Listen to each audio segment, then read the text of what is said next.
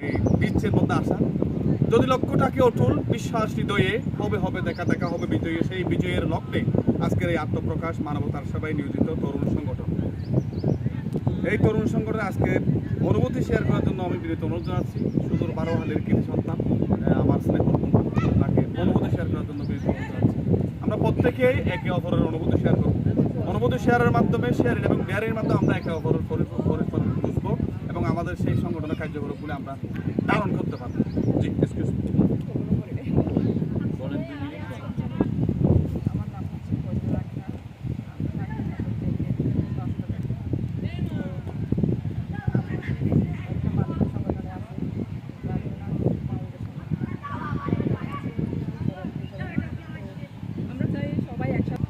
আমরা চাই সবাই এক হয়ে ভালো একটা কাজ করি, এটা সবাই দেখুক, সবাই খুশি হোক দেখে। তারপর কথা হচ্ছে আমি চাই আমার মন থেকে আমরা যত মানে দূরে এগিয়ে যেতে। কারণ রাস্তায় একটা পাগল পড়ে আছে, ওনাকে পোকা মাকড় দিয়ে ফেলতেছে। চাই ওই পাগলটাকে আমরা সবাই এক হয়ে ওনাকে মানে ওনার চিকিৎসা নেওয়ার জন্য আমরা মানে ইয়া করবো, ওনাকে সুস্থ করার জন্য সেবা করবো আমরা সবাই এই আর কি। তো চাই সবাই একসাথে এক করে আমরা মানবিক কাজ করি। তো হচ্ছে আমার প্রত্যেক গোসালো আলোচনা করার জন্য ওনার কথার মধ্যে ভারতের সেই ভূপন হাজারির একটা গানের কথা মনে পড়ছে আমার। মানুষ মানুষের জন্য, জীবন জীবনের জন্য, যদি একটু সহানুভূতি আমরা ভাই বোন সবাই দিতে পারি না।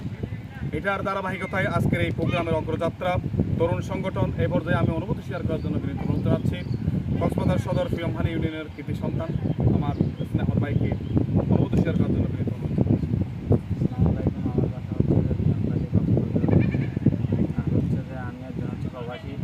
আমি চাই আপনাদের সাথে মিলেমিশে থাকার জন্য, একসাথে কাজ করার জন্য, মানুষের যদি আমার দ্বারা যদি কারো যদি উপকার হলে সেটা করার জন্য।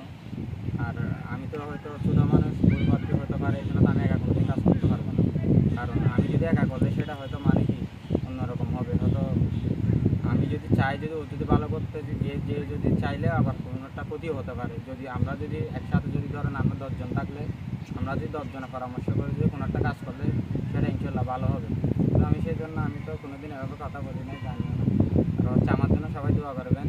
আর হচ্ছে যে ইনশাল্লাহ আপনারা যেভাবে কাজ করবেন ইনশাল্লাহ আমাকেও আপনাদের সাথে এগিয়ে নিয়ে যাবেন। আমি ইনশাল্লাহ আপনাদের সাথে থাকবো এই বলে কথা ওনার অনুভূতিটা আমরা বুঝতে পারলাম। এরপর যে আমি অনুভূতি শেয়ার করার জন্য অনুরোধ জানাচ্ছি মহেশখালীর কৃতি সন্তান একটা অপশনির ওষুধ কোম্পানিতে ওনার যার অর্থনৈতিক কর্মকাণ্ড নিয়ে পরিচালনা করে। আমি বাইকে অনুভূতি শেয়ার করার জন্য অনুরোধ জানাচ্ছি। মানবতার সেবায় নিয়োজিত তরুণ সংগঠন কক্সবাজার জেলার আয়োজিত। আসলে আমার এই সংগঠনের আসার কোনো কারণ ছিল না। হঠাৎ আমি ফেসবুকে দেখলাম ভাইয়ের সাথে ভাই একটা মানে এই ফেসবুক পেজ হয়তো খুব একটা ইয়ে করছে। তখন আমিও বিভিন্ন সংগঠনে আছি, মহেশখালীতে ব্লাড ডোনার আছে, কক্সবাজারও আছে। দেখতেছি এবি পজিটিভ আমার ব্লাডের প্রয়োজন। দু একটা গ্রুপ আমি নক দিয়েছি, মহেশখালীতে দিয়েছি, কিন্তু মহেশখালীতে পাওয়া যাচ্ছে, কক্সবাজারে পাওয়া যাচ্ছে না।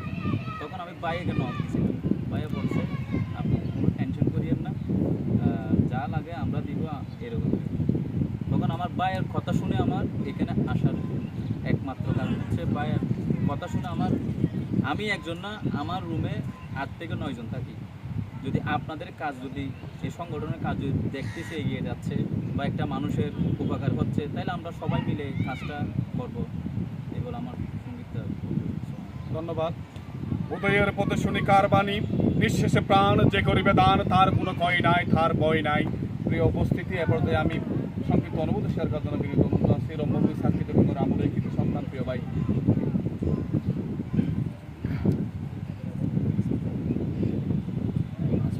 মানবতার খাতিলে মানুষ মানুষের জন্যই আগাতে পারে। কারণ মানুষ যদি না আগায় তাহলে মানুষ আর মানুষ থাকবে না, পশুর মতো হয়ে যাবে। পশু যদি হয় তাহলে মানুষের চিহ্নই থাকবে না, আর চিহ্ন না থাকলে তো মানুষের আকারে কি মানব জাতি সৃষ্টি হতো। সেই সৃষ্টির লগ্নেই মানুষকে সেবার জন্য আগে যেতে হবে। সেই সেবায় আমরা সর্বদাই চেষ্টা করব মানুষের সেবা করার জন্য। যদি আপনাদের এই সংগঠন দ্বারা যদি অন্যজনের যদি ভালো হয় বা ভালো হওয়ার প্রবণতা থাকে, তাহলে অবশ্যই আমরাও চেষ্টা করবো যে এই প্রবণতাকে আগে এগিয়ে নিয়ে আসবো এবং মানুষকে তার ধারাবাহিকতা সমন্বয়গুলোকে বুঝিয়ে সুন্দরভাবে ব্যবস্থাপনা কীভাবে করা যায় এবং কী করলে সবগুলাকে আমরা একত্রিতভাবে সংগঠিত করে মানুষকে সেবাটা পৌঁছে দিতে পারি, সেই কাজটাই আমাদেরকে করার কি আগ্রহ দেয়। এগুলো ধন্যবাদ। মধ্যে আমার একটা কোরআন আয়াতের কথা মনে পড়েছে। আল্লাহ পাক কোরআনে বলেছে, বান্দা তোমাকে আমি সৃষ্টি করছি মানুষের কল্যাণের জন্য। কুনতুম খায়রা উম্মতি উখরিজাত নাস তা'মুরুনা বিল মা'রুফ। তোমাকে সৃষ্টি করেছি শুধুমাত্র মানুষের কল্যাণের জন্য। সেই কোরআন আয়াতটা অসংখ্য আর বিখ্যাত কোরআন। তো ওনার বক্তব্যের মধ্যে আমরা এটাই বুঝতে পেরেছি। এরপর আমি অনুভূতির শেয়ার করার জন্য অনুরোধ আছি। কক্সবাজার শহর বল্লাপাড়ার একটি সন্তান প্রিয় চুরি বড়ুয়া দাদা। নমস্কার, বাড়ি বিনোপাড়া। আসলে সত্যি বলতে সংস্থা বলতে কোনো কিছু নেই।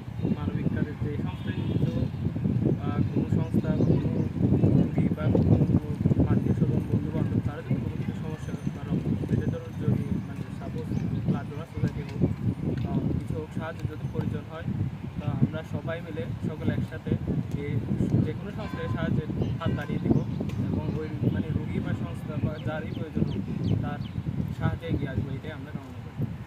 ধন্যবাদ দাদাকে। হয়েছে মানুষের কল্যাণ।